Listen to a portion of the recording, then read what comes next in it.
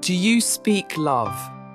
A study from the YouTube channel Simple English Text. Introduction. Love is one of the most important needs in every person's life. From the time we are born until we grow old, we all want to feel loved. We want to know that someone cares about us, supports us, and wants the best for us. But sometimes, even when we are surrounded by family, friends, or a partner, we can still feel lonely. Why does this happen? One possible reason is that people show love in different ways. What feels like love to one person may not feel the same to another. For example, one person may feel loved when they hear kind words. Another person may feel loved when someone spends time with them. If we do not understand how others give and receive love, we may miss the message, even when someone is trying to show love. This study is about a simple but powerful idea: the 5 love languages. This idea was created by a relationship expert named Gary Chapman. He wrote a book called The 5 Love Languages, which became very popular around the world. His main idea is this: every person has 1 or 2 main languages of love. If we learn to speak the right language to our partner, our child, our friend, or our co-worker, we can make our relationships stronger and deeper. The 5 love languages are words of affirmation, quality time, receiving gifts, acts of service, physical touch. Each love language is a different way to show care, respect, and connection. For example, some people feel loved when they hear, "I'm proud of you," or "You are important to me." Others feel love when someone helps them with small tasks or spends time talking with them. None of these ways is better than the others. They are just different. Understanding these love languages can help in many kinds of relationships. It is useful for romantic couples, but also for parents and children, friends, colleagues, and even in community life. When people learn how to express love in a way that others understand, it creates trust, peace, and emotional safety. In this study, we will look at each love language in detail. We will explain what it means, how to recognize it, and how to use it in everyday life. We will also look at what happens when people speak different love languages, and how we can still understand each other. This book is not only about theory, it is also about real life. We will give many examples, small stories and ideas that can help you understand love languages better. You can use these ideas in your daily life, at home, at school, at work, or in your community. Love is more than a feeling. It is also a choice, an action, and a way of communication.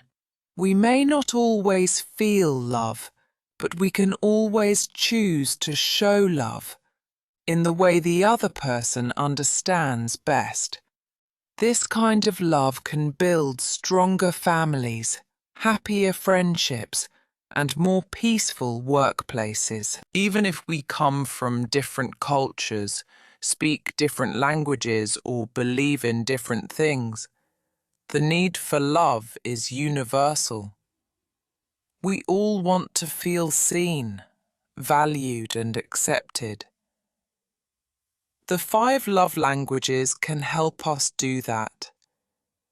One kind word, one kind action, one shared moment at a time.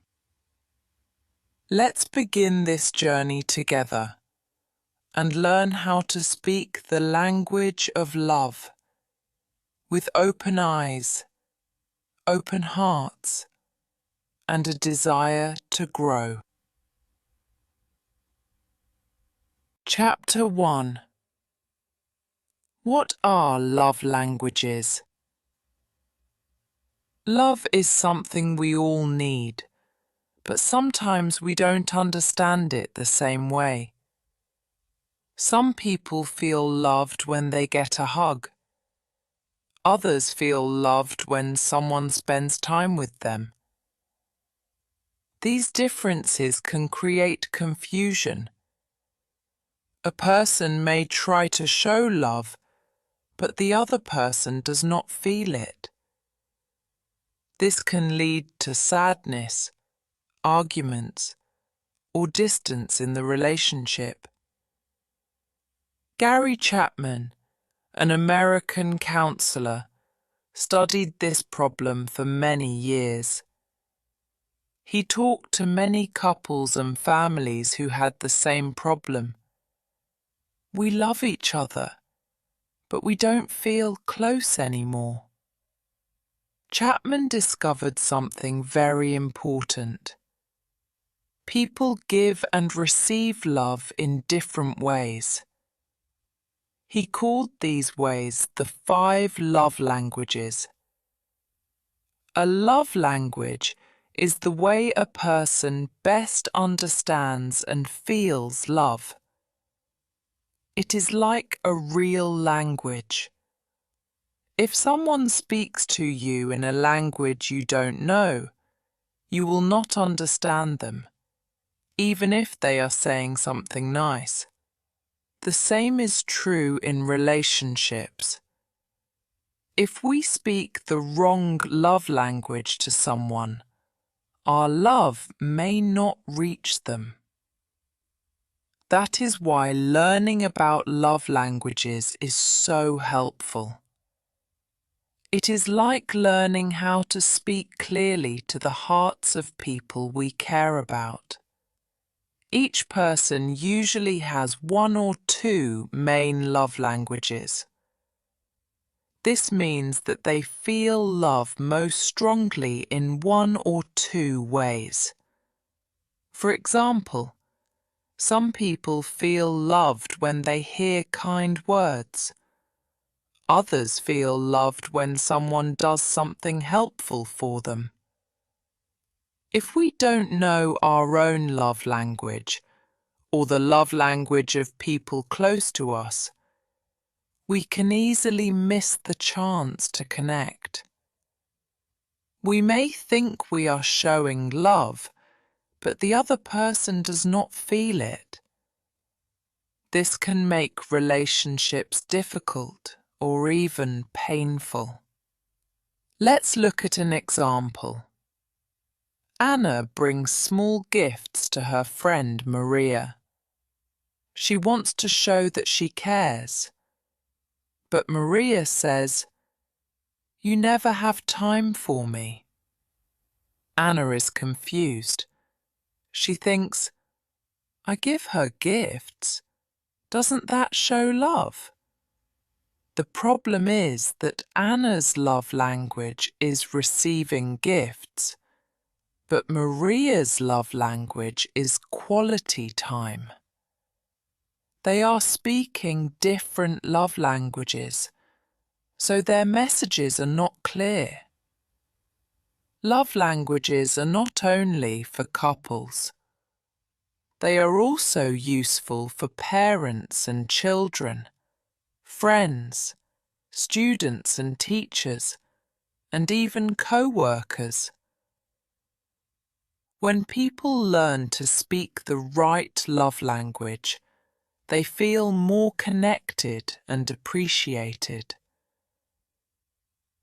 Some people may ask, do love languages really work? The answer is yes, but only if we use them with honesty and care. Learning about love languages is not a trick to control others. It is a way to understand, respect, and connect with them on a deeper level. Love languages can also help us understand ourselves. When we know our own love language, we can explain our needs more clearly. For example, someone may say, "I don't need expensive gifts. I just want to spend time with you." This is helpful in every kind of relationship, in marriage, friendship, or family life. It is important to remember that love languages are not fixed forever. They can change over time. A young child may need physical touch more than words. A teenager may prefer acts of service. An adult under stress may need more words of encouragement. That is why we must listen carefully, stay flexible, and pay attention to the people around us. In the next chapters, we will explore each of the 5 love languages in detail. You will learn how they work, how to recognize them, and how to use them to build better relationships. Chapter 2: Words of Affirmation. The first love language we will talk about is called words of affirmation. This love language means showing love through kind words, encouragement, and positive comments. People who have this love language feel deeply loved when they hear things like, "You did a great job. I'm proud of you. I really appreciate you." Words have great power. They can build people up, make them feel safe, and help them feel valued. On the other hand, negative words or criticism can deeply hurt people whose main love language is words of affirmation. Even small, careless comments can make them feel unloved or unwanted. Let's think about an example. Tom is working hard to help his family. He feels tired but keeps going because he wants his family to be happy. When his partner says, "I see how hard you're working. I really appreciate it," Tom feels deeply loved and understood. These simple words give him new strength and joy. Using words of affirmation means being honest and careful. It does not mean saying things we don't really mean. It means noticing good things in others and telling them clearly. This love language creates trust, respect, and emotional closeness. Words of affirmation can be important in all kinds of relationships. For example, children who hear words like, "I'm proud of you," or "You can do it," usually grow up feeling more confident and happy. They learn that they are loved and valued. Teachers who encourage their students with kind words can help them learn better and faster. Even at work, saying positive things like, "Thank you for your help," or "You are doing great," can make colleagues feel more connected and motivated. But what happens if someone doesn't receive enough positive words? They may start feeling unsure of themselves. They might think, am I good enough? Or do they really care about me?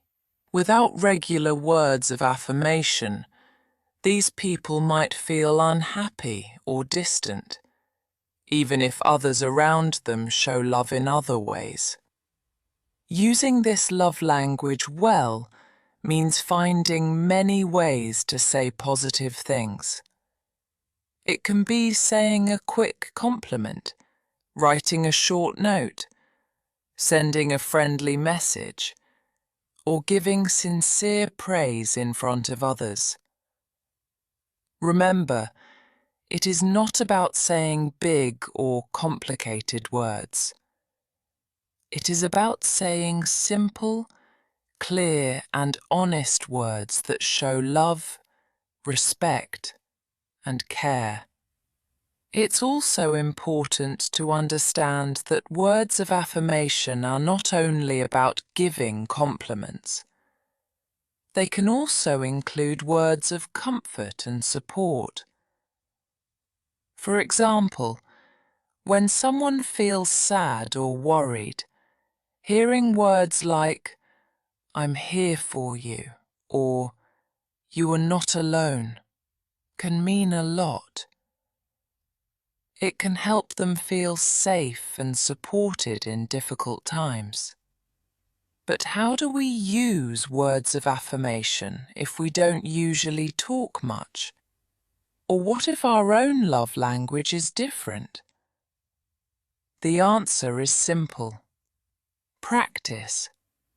Try to notice small things that people around you do well and say something kind about it.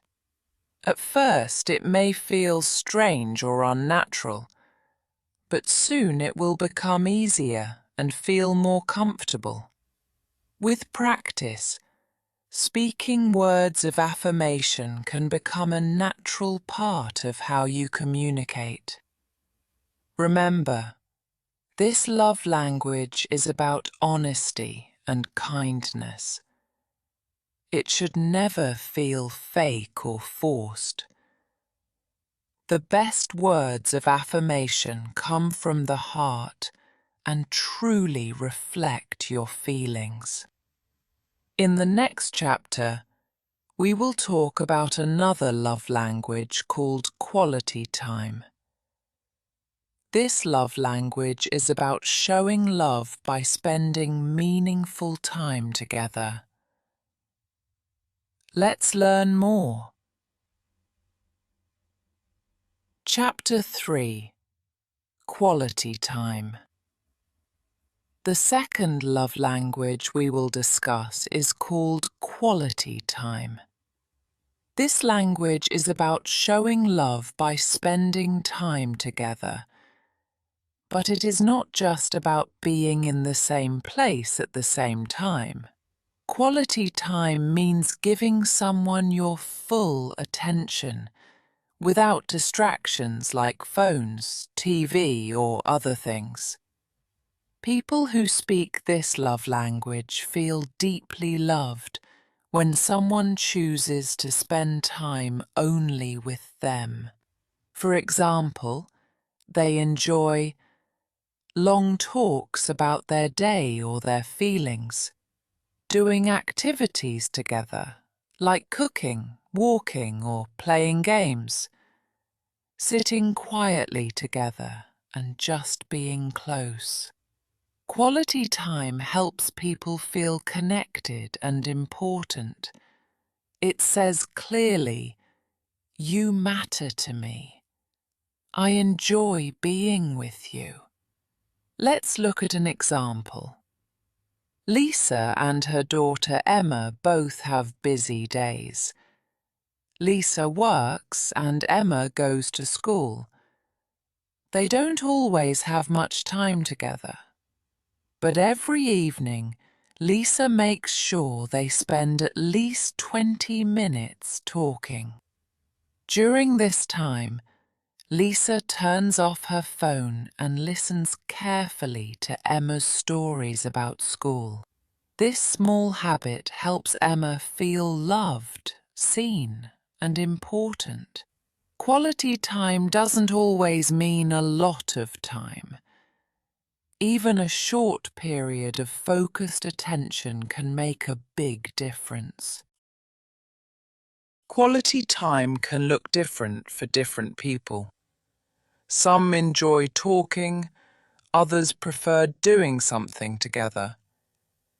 The key is not what you do, but how you do it. The most important thing is to be present, to really listen, watch, and connect with the other person. Many problems in relationships happen when people stop spending quality time together. One person may say, "We never talk anymore," or "You're always too busy."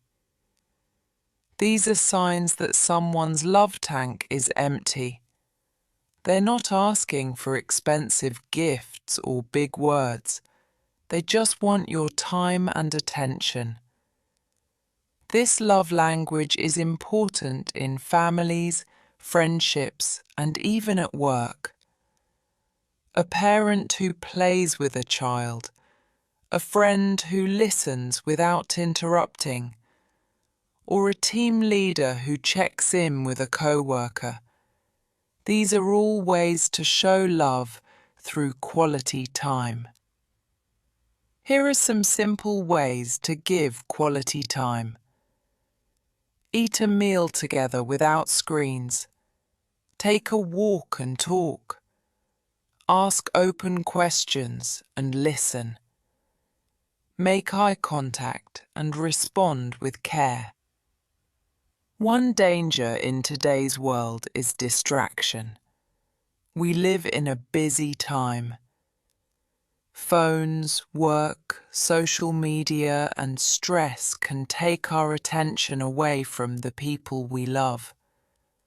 For someone whose love language is quality time, these distractions can feel like rejection. They may think, "You don't care about me," even if that is not true. That is why it is so important to protect time together. Turn off your phone, close your laptop, look into the other person's eyes, listen with care. When we give our full attention, we say, "You are important to me." It's also good to learn what kind of quality time the other person enjoys. Some people like deep conversations. Others enjoy sharing fun activities. Some like quiet moments. The best way to find out? Just ask. How can I make our time together special for you? This simple question can help a lot. Quality time is a gift we all can give. It costs nothing, but it has great power. In the next chapter, we will explore another love language, one that many people enjoy: receiving gifts. Chapter 4: Receiving Gifts. The third love language is receiving gifts. For some people, a gift is more than just an object. It is a symbol of love. It shows that someone was thinking of them, took time to choose something, and wanted to make them feel special. People who speak this love language feel loved when they receive a small surprise, like a flower or a snack, a birthday or holiday present, something handmade, like a drawing or a card. The size or cost of the gift is not the most important thing. What really matters is the meaning behind it. A simple stone from the beach, a chocolate bar from the store, or a short handwritten note can all say, "I love you. I thought about you today." Let's look at an example. James often travels for work.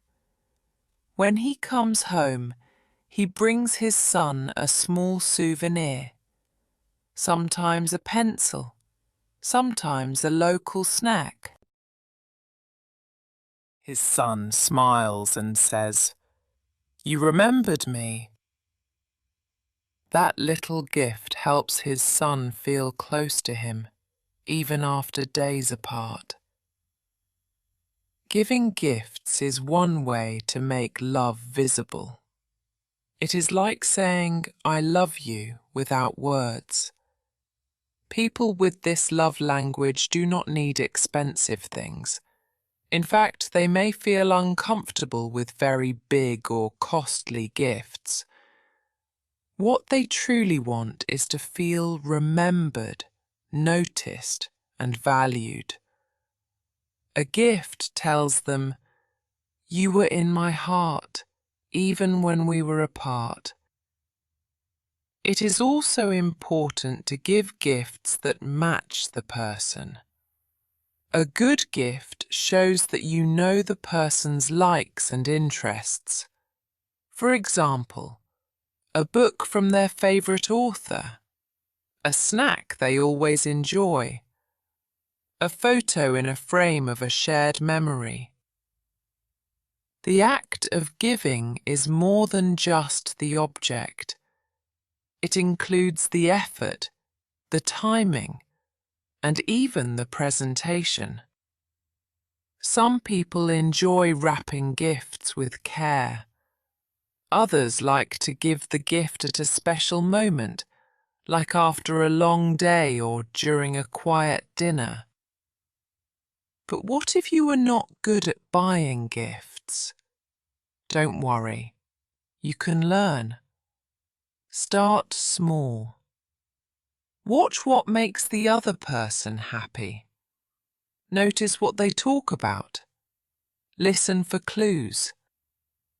With practice, you will find ways to give meaningful gifts that bring joy and connection.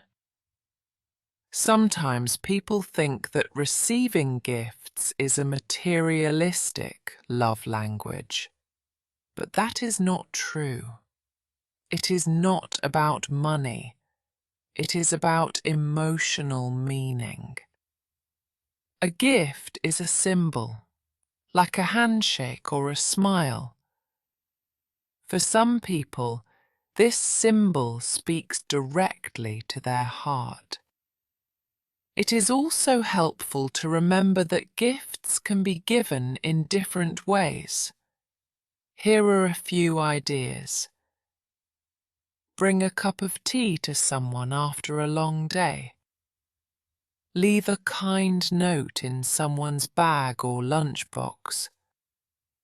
Make something by hand, like a drawing, a bracelet, or baked cookies. Pick a flower from a garden and give it as a small surprise.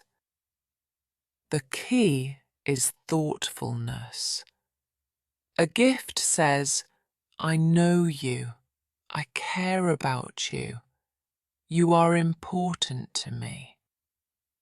In the next chapter, we will talk about another love language that is not about words or things, but about actions. It is called acts of service, and it can be a powerful way to express love through help and kindness. Chapter 5. Acts of Service. The fourth love language is called acts of service. This love language means doing helpful things for someone to show love. The people who speak this language, actions speak louder than words or gifts. Examples of acts of service include washing the dishes or cleaning the house, helping with homework or work tasks, cooking a meal for someone who is tired, fixing something that is broken. These actions may seem small, but they can have a big meaning. When you do something kind without being asked, it shows love and care. It says, "I see your needs and I want to help."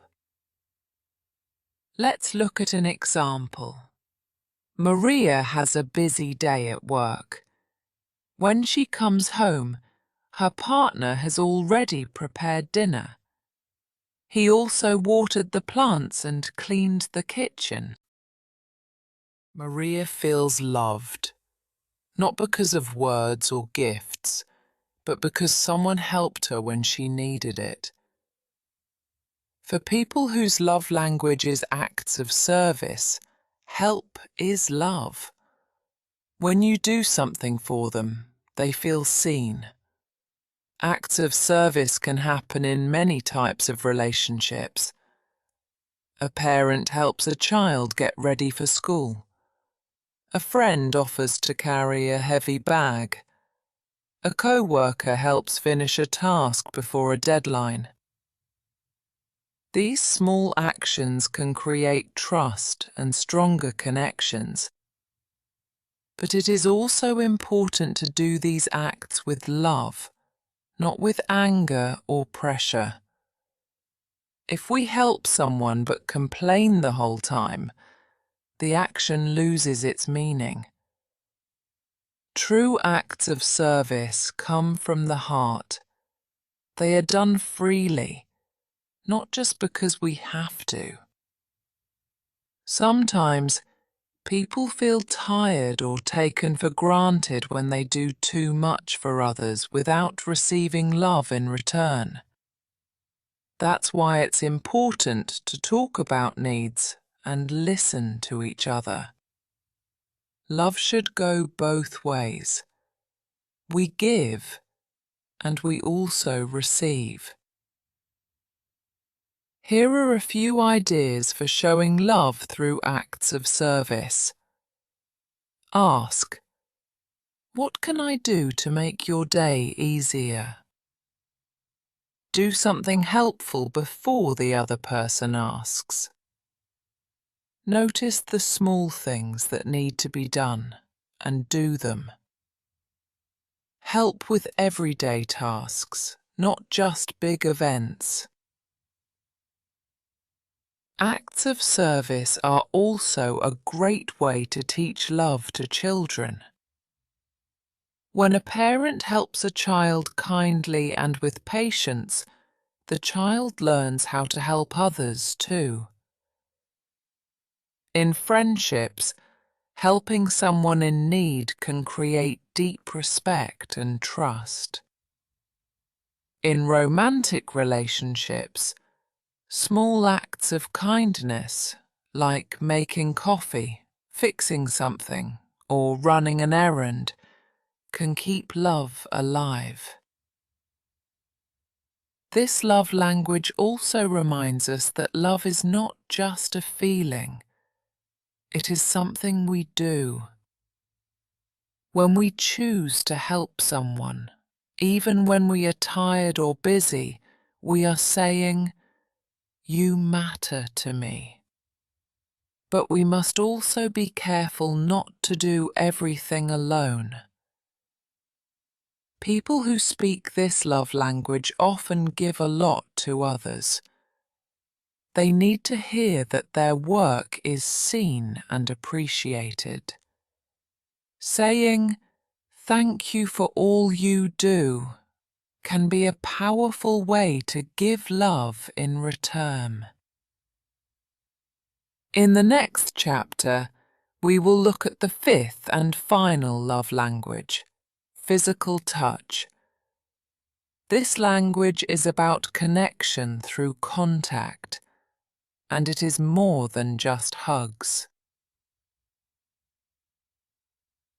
Chapter 6. Physical touch. The fifth love language is called physical touch. This love language means showing love through body contact. For some people, touch is the most powerful way to feel safe, connected, and loved. Examples of physical touch include a hug, holding hands, a gentle pat on the back, sitting close to someone, a kiss or a friendly touch on the shoulder. Physical touch can bring comfort, peace, and strength, especially during difficult times. A warm hug can say, "I'm here for you," without using any words. Let's look at an example. When Ben feels sad or stressed, he doesn't want to talk much. But when his sister hugs him or puts a hand on his shoulder, he feels better. For him, physical touch is not just a habit. It's a language of love. Physical touch is a basic human need.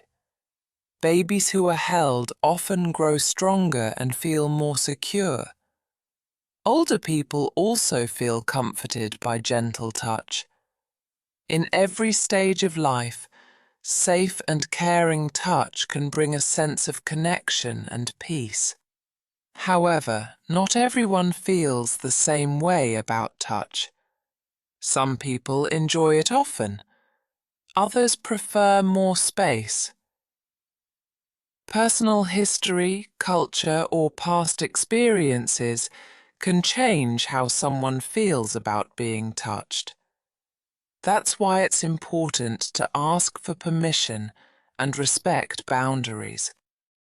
A touch should always feel safe, welcome, and loving, never forced. In family life, simple actions like hugging your child, sitting close on the couch, or holding hands during a walk can help build strong emotional bonds. In friendships, a light touch on the arm or a playful pat can say, "I care about you." In romantic relationships, physical touch can create closeness and trust when done with kindness and respect. This love language is not about big or dramatic actions. Often, small and simple touches mean the most. A quick hug before leaving the house, a gentle squeeze of the hand, or a quiet moment sitting close can say, "You are not alone." It's also helpful to notice when someone needs physical touch. Some people do not ask for it with words, but their body language shows it. They may stand close or seem sad and quiet. In these moments, a kind touch can offer more comfort than any words. But again, the most important rule is respect. If someone does not feel comfortable with touch, we must listen and never push. Love is never about pressure. It is about making the other person feel safe, accepted, and valued. In the next chapter, we will learn how to discover your own love language and how to recognize the love languages of others. Chapter 7. Discovering your love language. Now that we have learned about the 5 love languages, the next question is, what is my love language? And also, what is the love language of the people close to me? Knowing your love language helps you understand what makes you feel loved and happy. It also helps you communicate better in your relationships. When you know how you receive love best, You can explain your needs more clearly and kindly. There are a few ways to discover your love language. Think about what makes you feel most loved. Do you feel best after a hug, a gift, a kind word, a helpful act, or time together? Think about what hurts you the most. If words of criticism hurt deeply, maybe words of affirmation is your love language. If you feel lonely when people cancel plans, maybe it's quality time. Notice how you show love to others. Often we give love the way we want to receive it. Let's look at an example. John always brings coffee to his co-workers in the morning. He likes giving small gifts and surprises. This might mean that receiving gifts is his love language, and maybe he feels loved when others give him something too. Some people know their love language quickly. Others need more time to explore and understand it. That's okay. It's not a test with right or wrong answers. It's a journey of self-discovery. You can also try taking a short quiz. There are many free love language tests online. They ask questions like, do you feel more loved when someone hugs you or when they say nice things to you? Would you rather get a surprise gift or spend a whole afternoon together? These questions help you think about what matters most to you emotionally. It's also useful to remember that love languages can change.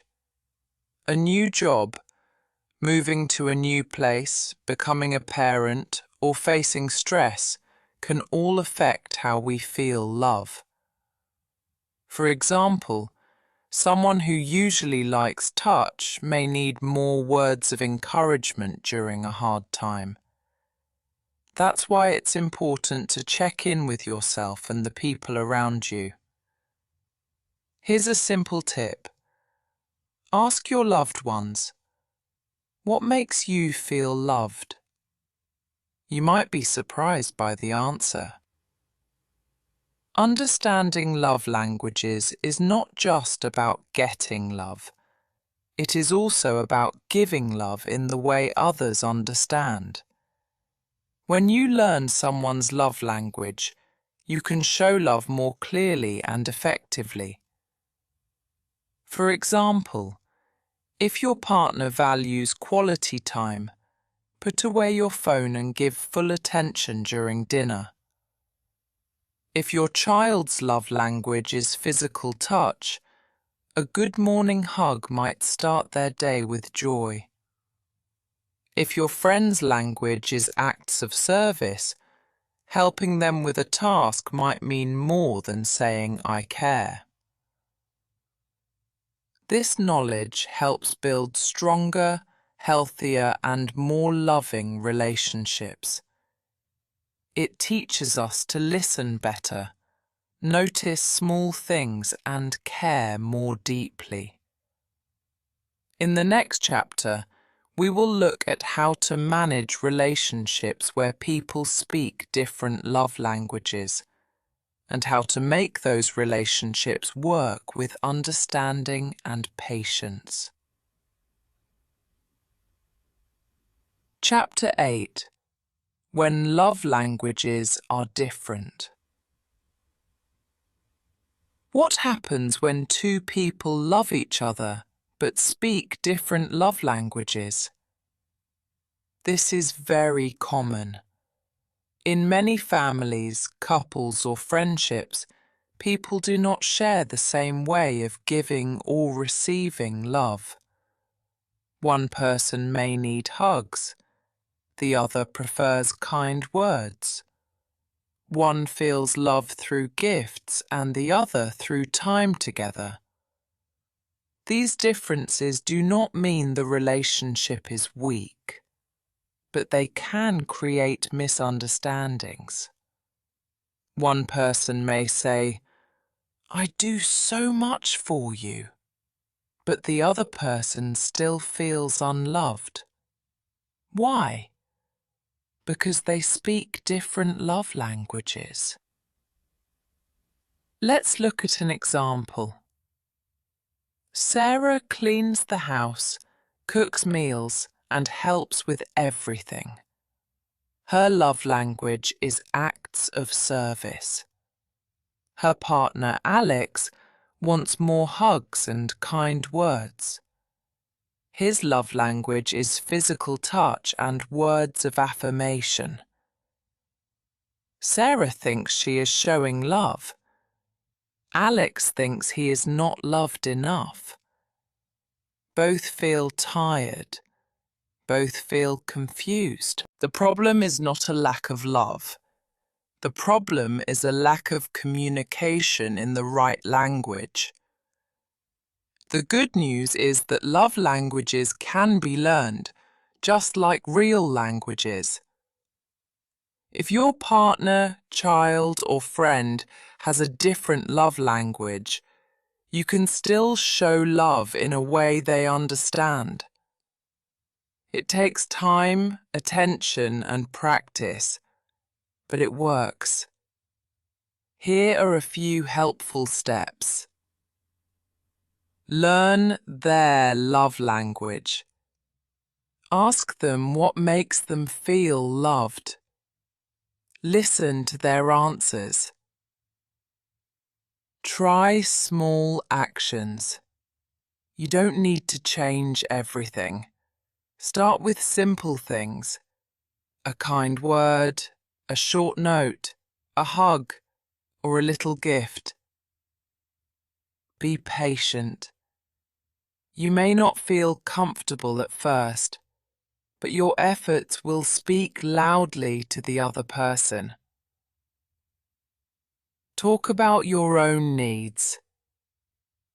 Explain gently what you need to feel loved.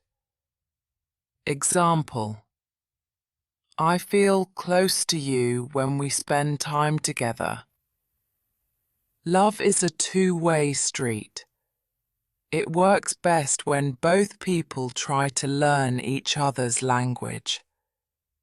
It may feel strange at first, like speaking with an accent, but your care and effort will be noticed and appreciated. Even small changes can bring big results in the emotional life of your relationship. Sometimes people say, "But that's not natural for me." And that's okay. We all have different ways of showing love. But real love often means doing something for the good of the other person, not just what is easy for us. Learning a new love language is like learning a new habit. It takes effort at first, but with time it becomes easier.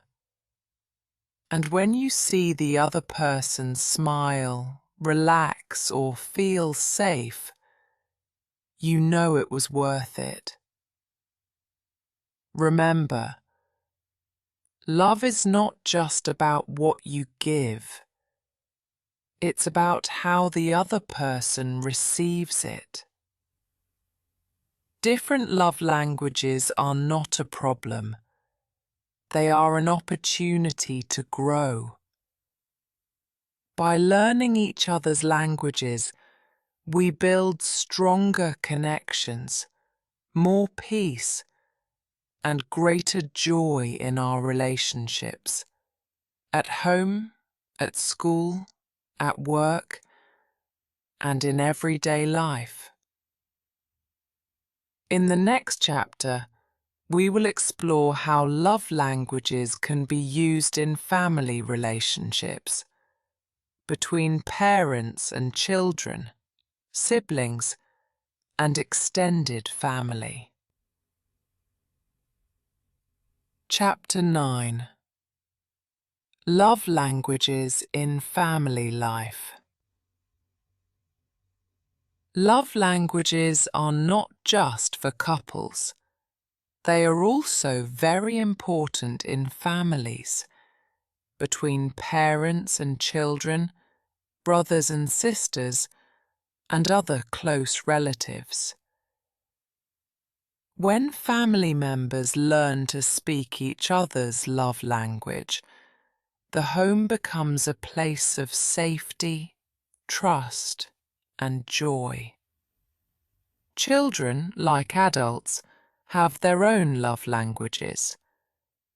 Some children feel most loved when they are hugged. Others want their parents to spend time with them or say something kind. A child who needs words of affirmation may feel hurt if parents only give gifts or help without saying anything loving. Let's look at an example. Mia is a little girl who loves to draw. Every time her dad says, "Wow, that's beautiful," she smiles and makes another picture. For Mia, words of affirmation are her love language. Her brother Leo, on the other hand, always wants to play together. He feels happiest when someone gives him quality time. Each child is different. When parents learn how to speak each child's love language, they help their children feel truly loved, in a way that fills their emotional tank. Love languages are also important between parents and teenagers.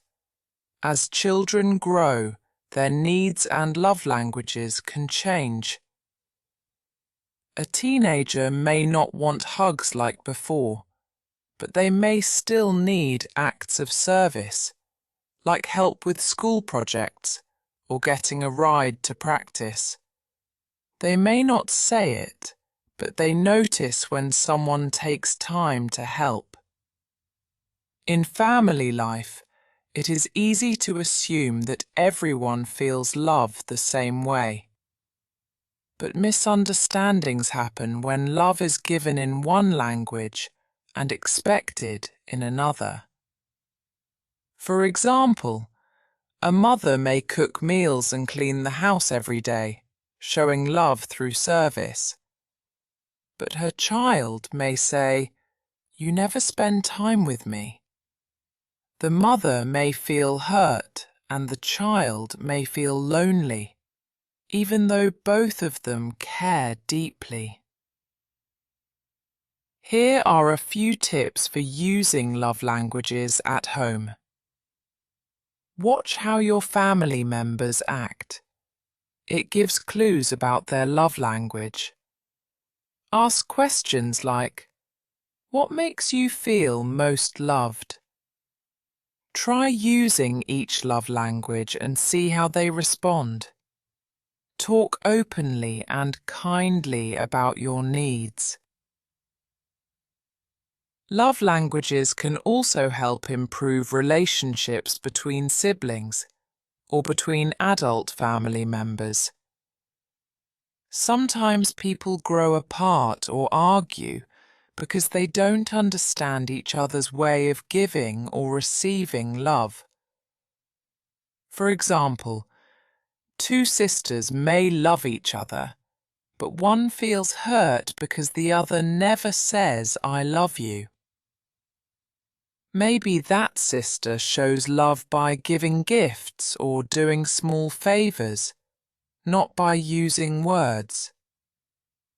When both learn about love languages, they can see each other with new eyes and reconnect. In extended families, like with grandparents, cousins, or in-laws, love languages can also help. A small act of kindness, a thoughtful message, or spending time together can heal old wounds and build stronger bonds. Families are not perfect. Everyone makes mistakes. But when family members try to understand and meet each other's emotional needs, the whole home becomes a place of love, support, and healing. In the next chapter, we will look at how love languages work outside the family, at school, at work, and in everyday friendships. Chapter 10. Love languages in other relationships. Love languages are not only for romantic partners or family. They can also help in friendships, schools, workplaces, and communities. Every human being needs to feel seen, respected, and valued. When we use love languages in daily life, we create better relationships everywhere. In friendships, love languages help people feel close and supported. Some friends enjoy long talks and shared activities, quality time. Others show friendship by helping each other with tasks, acts of service, giving small gifts, or sending kind messages, words of affirmation, or receiving gifts. Even a simple hug between close friends can be a powerful sign of support. In schools, teachers and students can also benefit from knowing about love languages.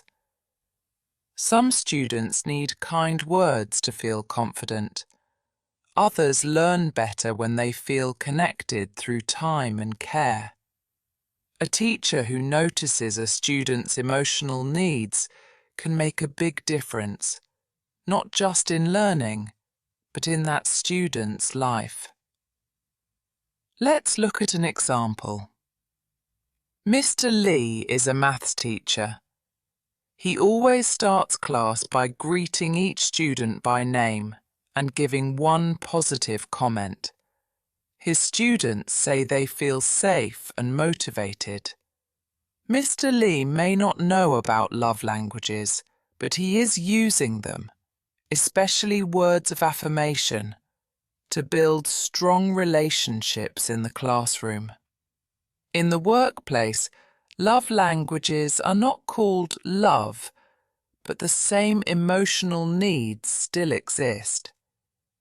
People want to feel appreciated, respected, and included. When co-workers or team leaders speak each other's emotional language, the work environment becomes more positive and productive. For example, saying thank you or great job can be a form of words of affirmation. Taking time to listen to a colleague can be quality time. Helping someone with their task is acts of service. Giving a small birthday card or treat is receiving gifts. And while physical touch is less common at work, sometimes a handshake or pat on the back can show support, if it's culturally and personally appropriate. Understanding emotional languages at work helps reduce stress and build trust. It also creates a stronger sense of teamwork. In communities, love languages can help people feel connected, even if they are different in age, culture, or background.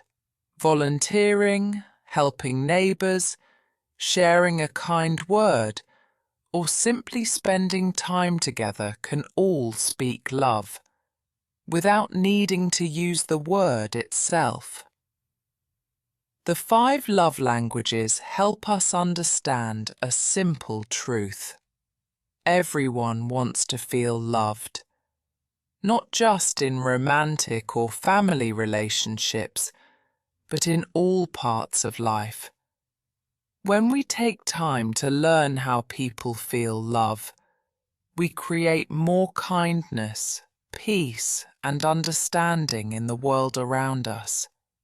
Whether it's a friend who needs a kind word, a neighbour who needs help, or a student who needs encouragement, the right kind of love can change someone's day, or even their life. In every place, home, school, work, or community, love languages can help us listen better, give more, judge less, care deeper. You don't need special skills to use love languages. Just open eyes, an open heart, and a little effort. The more we use them, the more we grow in empathy, connection, and love. In the next chapter, we will look at some limits and challenges of the love languages and how to use them wisely and respectfully. Chapter 11. Limits and criticism of the love languages. The idea of love languages is simple and helpful, but like any idea, it also has limits. It is not a magic solution for every problem. Some people expect that learning about love languages will quickly fix all their relationship issues. That is not always true. One common mistake is thinking, if I speak the right love language, everything will be perfect. But real relationships are more complex. They include emotions, habits, communication skills, past experiences, and more. Love languages are one important tool, but they are not the only one. Some people also try to use love languages to control others. For example, they might say, "If you really loved me, you would do this for me." But this is not healthy. Love should never be forced or demanded. It should be freely given, with respect and care. Another challenge is that some situations are deeper than a missing love language.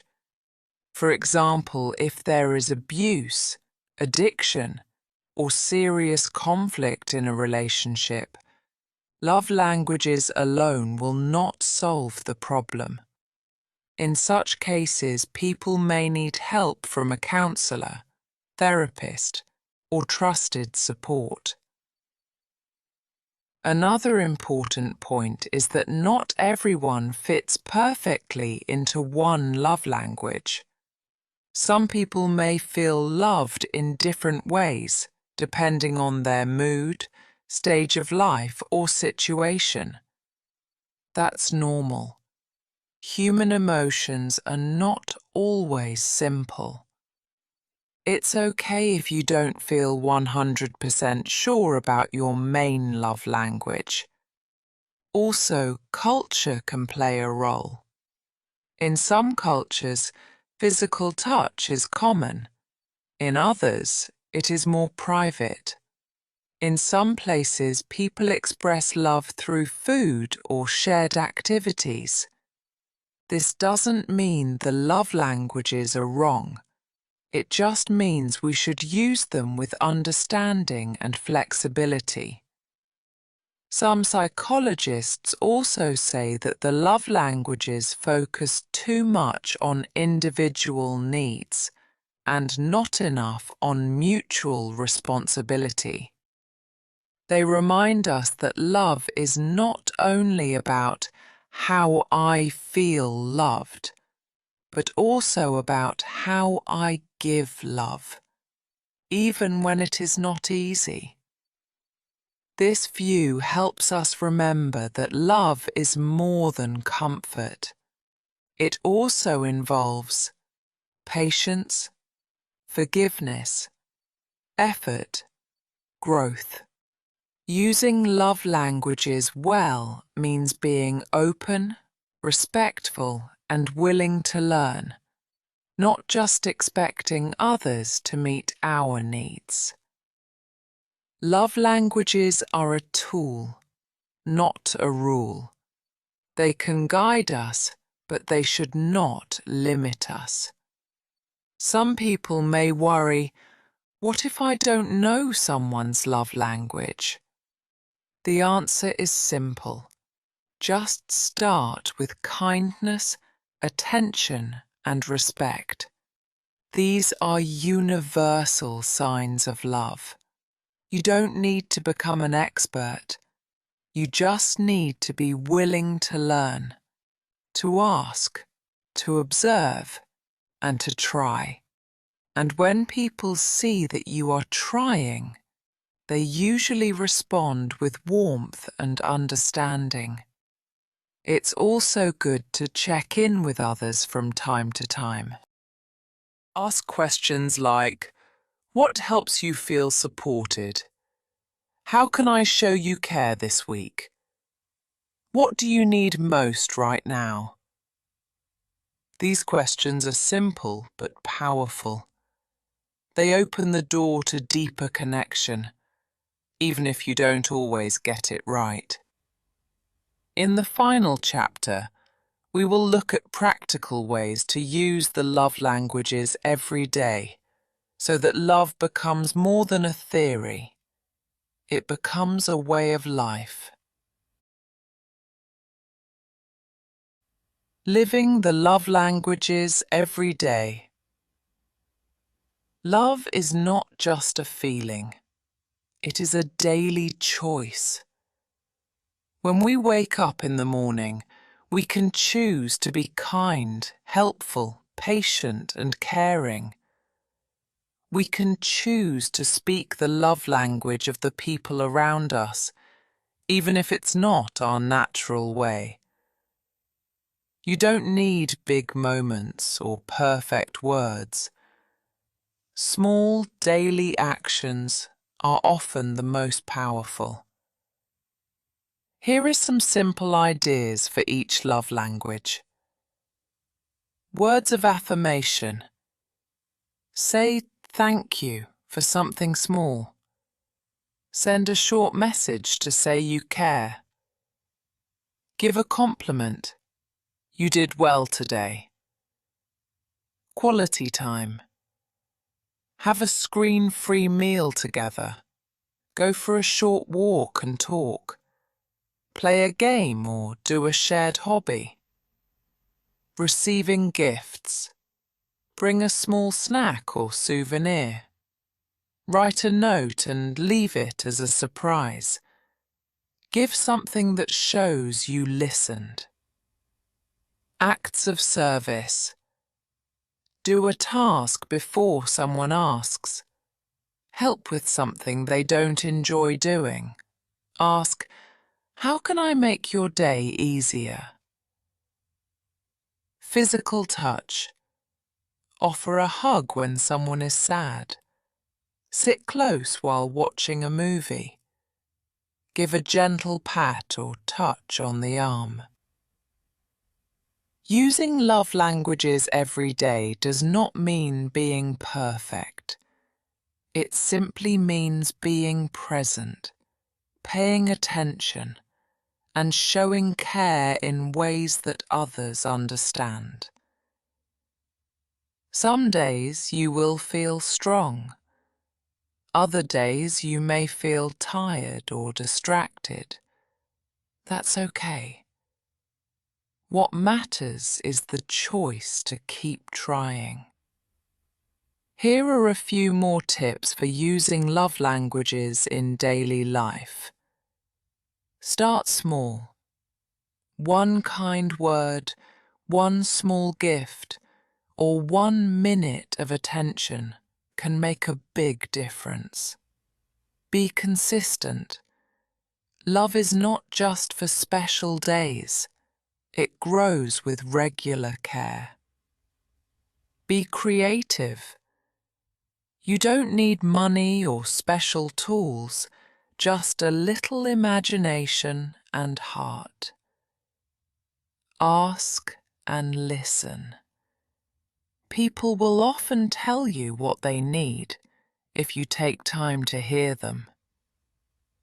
Also, remember to take care of yourself. You can't pour love from an empty cup. Know your own love language and make sure your needs are met too, through self-care, reflection, or kind people in your life.